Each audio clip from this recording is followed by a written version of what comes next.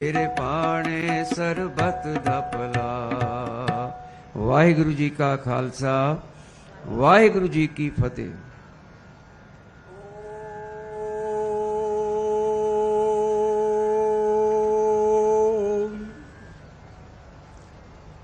महतः राष्ट्रस्य भारतस्य नूतन संसद भवनस्य उद्घाटनावसरे अस्मिन् ऐतिहासिके शुभावसरे श्रीमद्भगवद्गीतायाः ज्ञान विज्ञान योग इति सप्तमाध्यायस्य 7 श्लोकानां पाठः प्रस्तूयते।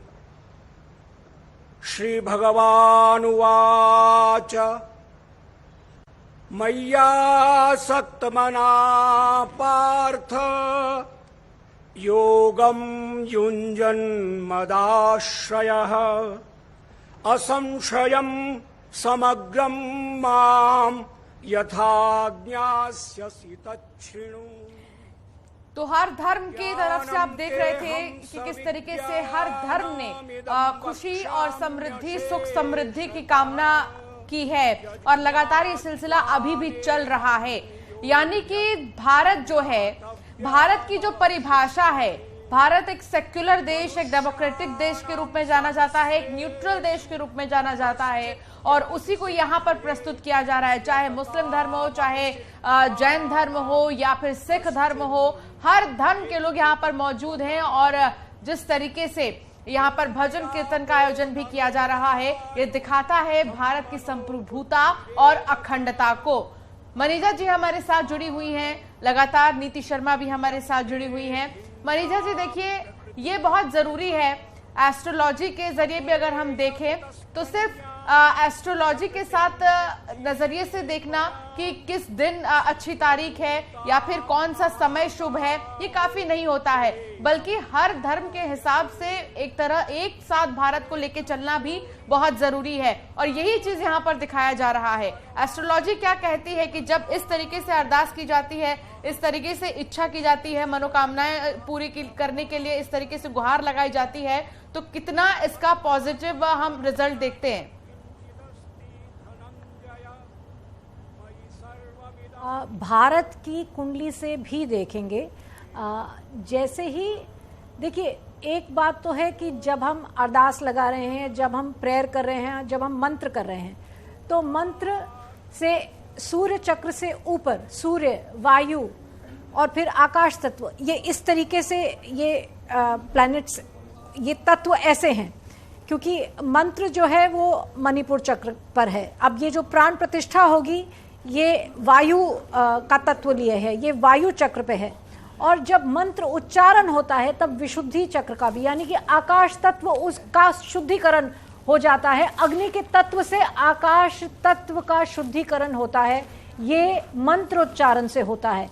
और भाव क्योंकि प्रधान है, अब मंत्रोच्चारण आपने किया मगर भाव क्या है, भाव जो है उसको वायु की पावर देता है, उस विशुद्धि को वायु की पावर देता है। तो एक बड़ी ही पॉजिटिव ऊर्जा क्रिएट होती है जब अनेकानेक प्रकार के ग्रंथों से मंत्र उच्चारण किया जाता है, तो बहुत ही एक पॉजिटिव और एक बड़ी शुद्ध एक शक्ति पैदा होती है उस स्थान में। ये एक प्रक्रिया है, उस वातावरण को बहुत ही ऊंचा, एक ऊंची शक्ति प्रदान करने का एक माध्यम है। तो ये प्रार्थनाओं से वहाँ की शक्ति और वो जो चित्त है उस स्थान का, वो बहुत ही ऊंचा उठता है। और इसे हम भारत की कुंडली से भी देखें, इसे हम सिर्फ इस आज के मुहूर्त से नहीं कि 28 मई 2023 को ये आज क्या तारीख है, क्या मुहूर्त है, इसे हम भारत की कुंडली से भी देखें क्योंकि भारत की कुंडली में जो दशाएं चल रही हैं वो चंद्रमा में केतु में शनि का प्रत्यंतर चलता है भारत की कुंडली में। जब ये इंस्टॉलेशन और ये एस्टैब्लिशमेंट हो रही है तो शनि वृषभ लग्न की भारत की कुंडली में दशमेश हैं और दशमस्थ हैं, यानी कि दशमेश शनि दशम भाव में ही गोचर कर रहे हैं। ये दशम भाव को बहुत प्रबल बनाता है। तो इसलिए भी क्योंकि ये जो दशा है जिस दौरान इस इनॉग्रेशन को देखा जा रहा है, और इस मुहूर्त को देखा जा रहा है वो अपने आप में बहुत पावरफुल है। और एक कर्म स्थान में बैठे शनि से हम ये देख सकते हैं कि बहुत ही कर्मठ होने वाला है ये देश। यहाँ पर मैन्युफैक्चरिंग और प्रोडक्शन तो बहुत आगे चली जाएगी और अनेक देशों का जो पहले फोर्टे रहा जैसे चाइना। ठीक है मनीषा जी, आपके पास वापस लौटेंगे और आगे भी जानेंगे, क्योंकि ये समझना बहुत जरूरी है एस्ट्रोलॉजी के हिसाब से कि क्या कुछ रहने वाला है नए संसद भवन में और कितना ये महत्वपूर्ण है। तस्वीरें लगातार हम आपको दिखा रही हैं। नए संसद भवन की सौगात प्रधानमंत्री नरेंद्र मोदी ने दिया है और अब लोगों का अभिवादन जो है वो किस तरीके से स्वीकार कर रहे हैं। और ये तस्वीर जो आप है नए संसद भवन की आप देख रहे हैं, जहां पर प्रधानमंत्री नरेंद्र मोदी मौजूद हैं। हालांकि प्रधानमंत्री नरेंद्र मोदी का संबोधन भी होगा, उस दौरान वो क्या बातें कहते हैं नए संसद भवन के लिए, ये सुनना भी काफी अहम है। लेकिन इस दौरान देखिए राष्ट्रीय अध्यक्ष जेपी नड्डा भी आपको यहाँ इन तस्वीरों में नजर आ रहे हैं। गृह मंत्री अमित शाह भी यहाँ पर मौजूद है। तमाम जो बड़े लीडर्स हैं बीजेपी के वो यहाँ पर आपको इन तस्वीरों में नजर आ रहे हैं। और देखिए खुशी जो है वो हर तरफ से देखी जा सकती है। कैबिनेट मंत्री अनुराग ठाकुर भी यहाँ आपको नजर आ रहे हैं। प्रधानमंत्री यहाँ पर मौजूद हैं। ये कितना खास है नया संसद भवन, और ये भी हम आपको एक एक करके बताते चल रहे हैं, क्योंकि 100 साल पूरा हो चुका है इस नए संसद भवन का, काफी पुराना हो चुका है। कई सारी सुविधाएं यहाँ पर उपलब्ध भी नहीं है, लेकिन आगे को देखते हुए, भविष्य को देखते हुए इस नए संसद भवन को बनाया गया है। और यहाँ पर नए संसद भवन की अगर बात करें तो भारत के अलग अलग हिस्सों की जो छवि है वो यहाँ पर देखने को मिल रही है। अलग अलग धर्म के लोग भी यहाँ पर मौजूद हैं जो साफ तौर पर अपनी खुशी जाहिर करते हुए नजर आ रहे हैं। प्रधानमंत्री नरेंद्र मोदी साथ ही लोकसभा स्पीकर भी यहाँ पर मौजूद हैं और अब संसद भवन के बाहर नजर आ रही हैं प्रधानमंत्री नरेंद्र मोदी, साथ ही लोकसभा स्पीकर जेपी नड्डा भी यहाँ पर आपको इन तस्वीरों में नजर आ रहे हैं। मनसुख मांडविया भी आपको इन तस्वीरों में नजर आ रहे हैं। तो नए संसद भवन की तस्वीर जो है वो कितनी अलग नजर आ रही है, कितनी खूबसूरत नजर आ रही है, ये इन तस्वीरों के जरिए समझा जा सकता है। इसकी खासियत भी आप देखिए, 64,500 वर्ग मीटर में इस बिल्डिंग को बनाया गया है, त्रिभुजाकार इस भवन को बनाया गया है। और देखिए अब आगे बढ़ते हुए प्रधानमंत्री नरेंद्र मोदी, लोकसभा स्पीकर ओम बिरला, और लगातार ये तस्वीरें में हम आपको दिखा रहे हैं अलग अलग धर्मों की तरफ से जो खुशी है वो जाहिर की गई है। साथ ही साथ ये भी है कि कहा जाता है अलग अलग धर्मों में जो मंत्रोच्चारण होते हैं, जो विधि विधान होता है, उसको भी किया जाता है। और ये नया संसद भवन जो है वो किसी एक धर्म जाति का नहीं है, ये पूरे भारत का संसद भवन जो है बनकर तैयार हुआ है। और अलग अलग धर्म के लोग जो है वो भी आपको इन तस्वीरों में नजर आ रहे हैं।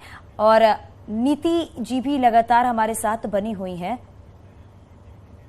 और देखिए नए संसद भवन के उद्घाटन के मौके पर उत्तर प्रदेश के मुख्यमंत्री सीएम योगी आदित्यनाथ भी यहाँ पर मौजूद हैं, अपनी खुशी जाहिर करते हुए वो भी यहाँ पर नजर आ रहे हैं।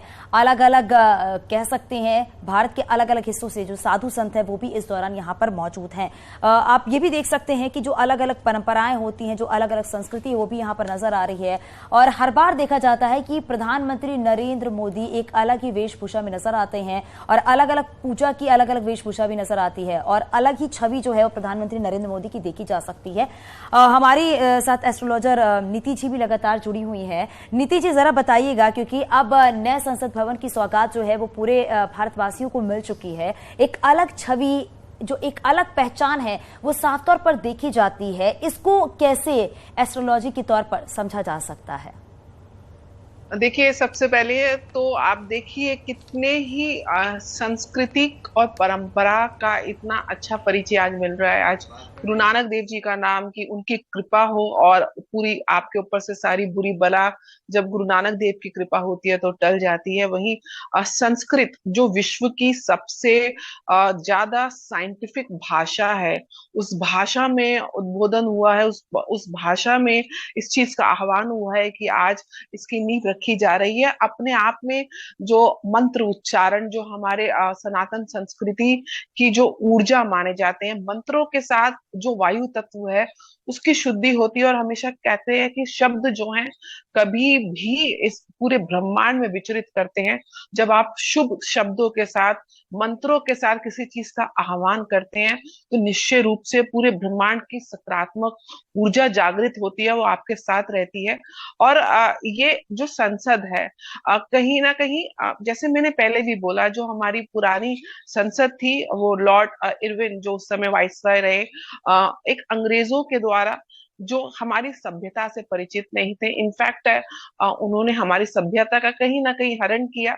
लेकिन एक वो भी एक ऐतिहासिक पल था। लेकिन आज पूर्ण रूप से भारतीय परंपरा, सर्वधर्म सर्व सम्मान की सद्भावना के साथ जो इस संसद का लोकार्पण हो रहा है, ये अपने आप में विश्व में एक पहचान बना रहा है।